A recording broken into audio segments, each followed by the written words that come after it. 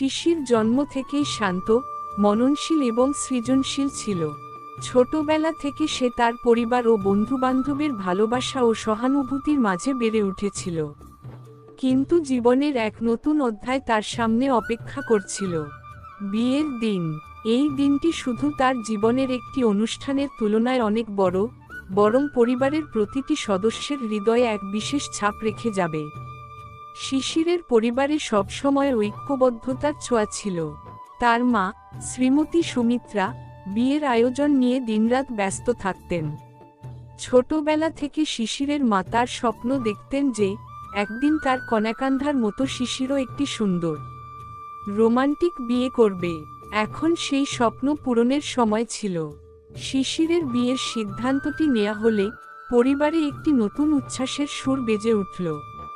তারপরে শিশিরের প্রেমিকা মেহের, যাকে সে গভীর ভালোবাসা করে, বিয়ের প্রস্তুতি শুরু হলো। মেহের ছিল এক সাধারণ মেয়ে, যার হাসি ও সরলতা সবাইকে মুগ্ধ করত। তাদের মিলনের গল্পও ছিল বেশ মিষ্টি।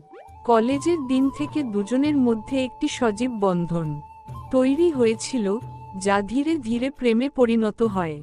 বিয়ের সিদ্ধান্ত নেয়া মানেই দুজনের জীবনের নতুন অধ্যায়ের সূচনা, যেখানে প্রতিটি মুহূর্তে ভালোবাসা, সহযোগিতা ও সম্মানের ছোঁয়া থাকবে। বিবাহের একটি দিন আগের দিন গ্রামের আকাশে সূর্যের কিরণ যেন বিশেষ কোনো আশীর্বাদ বহন করছিল। শিশিরের বাবু বীরেন্দ্র পরিবারের সবাইকে জড়ো করে বলেছিলেন, এই বিয়ে শুধু দুইজনের নয়, পুরো পরিবারের মিলনের উৎসবে পরিণত হবে। পরিবার, আত্মীয় এবং প্রতিবেশীরা সবাই একত্রিত হয়ে পুরো প্রস্তুতির কাজে নেমে পড়লেন।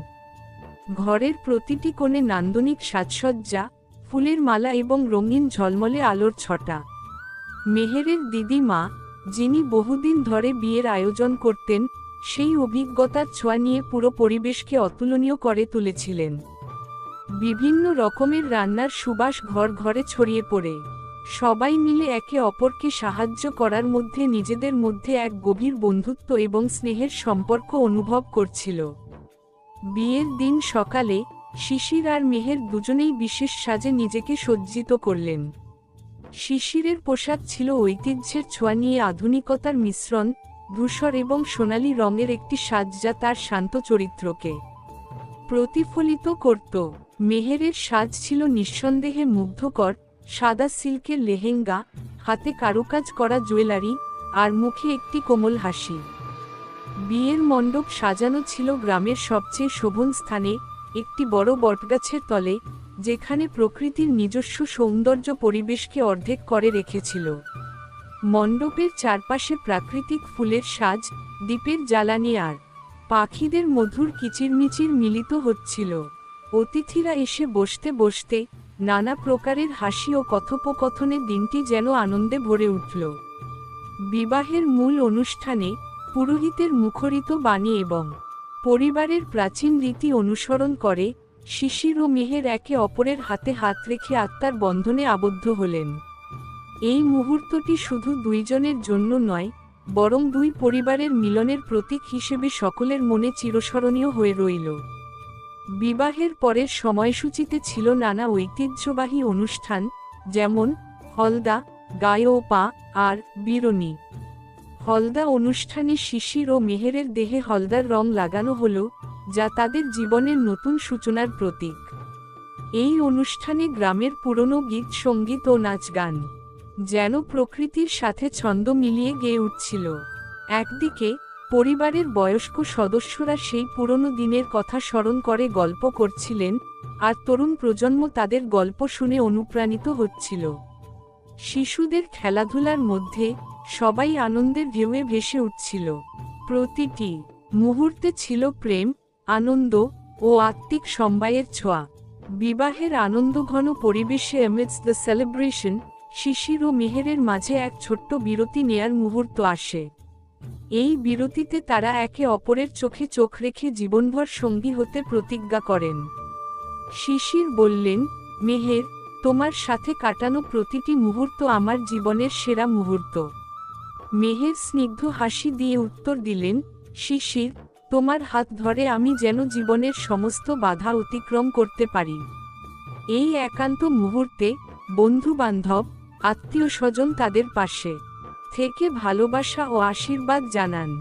তারা একে অপরের সাথে কথা বললেন, হাসলেন, আর প্রতিটি স্মৃতি যেন মধুর এক নোট হয়ে রইল। তবে কোনো অনুষ্ঠানে যেন কিছু ছোট বড় সমস্যা ওঠে না, তেমন নয়। বিয়ের প্রস্তুতি চলাকালীনই কিছু ছোট বড় দুশ্চিন্তার মুহূর্ত আসেছিল।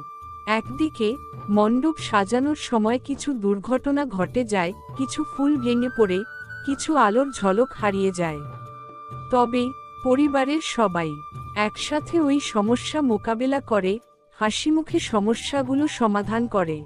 শিশিরের ছোট ভাই অনির্বাণ কিছুটা দুশ্চিন্তায় থাকলেও পরিবারের বড়দের সহায়তায় তার মনের সব অশান্তি দূর হয়ে যায়। এই ছোট বড় সমস্যাগুলো শেষে সকলের কাছে এক শিক্ষাপ্রদ অভিজ্ঞতা হয়ে রইল যে জীবনের প্রতিটি দুঃসময়ে আমরা একসাথে থাকলে কোন বাধাই আমাদের আলাদা করতে পারে না। বিবাহের অনুষ্ঠান শেষ হলে অতিথিরা ধীরে ধীরে বিদায় নিলেন, কিন্তু আনন্দের সুর যেন ঘরে ঘরে ছড়িয়ে পড়ে। পরিবার সবাই একসাথে বসে বিভিন্ন স্মৃতি ভাগ করে নিল। শিশির ও মেহের একে অপরকে প্রতিজ্ঞা করলেন যে জীবনের প্রতিটি খুশি দুঃখে তারা একসাথে থাকবেন। বসন্তের প্রথম হাওয়ার সাথে সাথে নতুন জীবনের সূচনা হলো। গ্রামের ছোট ছোট রাস্তা থেকে শুরু করে বড় বড় প্রাঙ্গণে সবাই যেন নতুন জীবনের আহ্বান শুনতে পেল। শিশিরের বিয়ে শুধুমাত্র একটি অনুষ্ঠান ছিল না, বরং এটি ছিল প্রেম, বন্ধন এবং পরিবারের ঐক্যের এক চিরন্তন উদাহরণ। বিয়ে শেষ হলেও শিশির ও মেহেরের জীবনের গল্প এখানেই শেষ হলো না। এই বিয়ে ছিল তাদের জীবনের এক নতুন অধ্যায়ের সূচনা, যেখানে প্রতিদিনের জীবন ছিল এক নতুন চ্যালেঞ্জ, এক নতুন হাসি, এক নতুন স্মৃতি। যখন সন্ধ্যা নামছিল, শিশির তার মেহেরকে বললেন, আজকের এই দিনটুকু আমার হৃদয়ে চিরকাল অমলিন থাকবে। তোমার হাসি, তোমার চোখে যে স্নেহ আছে তা আমাকে জীবনের প্রতিটি পদক্ষেপে সাহস দিবে। মেহেরও উত্তর দিলেন, আমি জানি আমরা একসাথে থাকলে জীবনের যে কোনো বাধা অতিক্রম করতে পারব। পরিবার, বন্ধু বান্ধব ও প্রতিবেশীরা সবাই একত্রে এই মুহূর্তটি উদযাপন করলেন। প্রতিটি হাসি, প্রতিটি আলিঙ্গন ও প্রতিটি মধুর কথোপকথন যেন তাদের জীবনের এক নতুন অধ্যায়ের প্রতিশ্রুতি ছিল। সেই সন্ধ্যা, যেখানে প্রকৃতি, সংস্কৃতি ও ভালোবাসা একত্রিত হয়ে এক অবিস্মরণীয় গল্প রচনা করেছিল, তা ছিল সত্যি এক চিরন্তন স্মৃতি, যা সময়ের সাথে সাথে আরও মধুর হয়ে উঠবে।